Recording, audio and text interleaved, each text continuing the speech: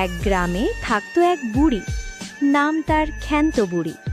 সে খুব গরিব ছিল, কিন্তু মনটা ছিল দয়ালু। একদিন সকালে সে পুকুরে জাল ফেলতে গেল মাছ ধরতে। অনেকক্ষণ পর জালে উঠল একটা বড় টাটকা মাছ।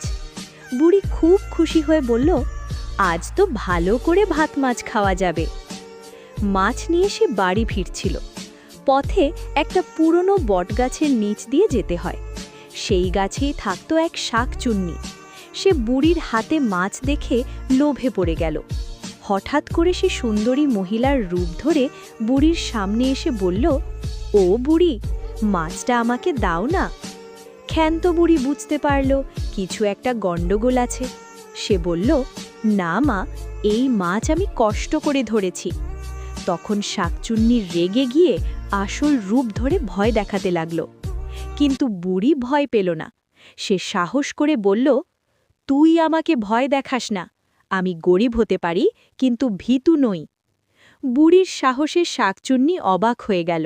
শেষে লজ্জা পেয়ে সে গাছের উপর মিলিয়ে গেল। বুড়ি হাসতে হাসতে বাড়ি ফিরে গেল। সেদিন সে মজা করে মাছ রান্না করে খেল। গ্রামে সবাই বলল, ক্ষান্ত বুড়ি সত্যিই খুব সাহসী।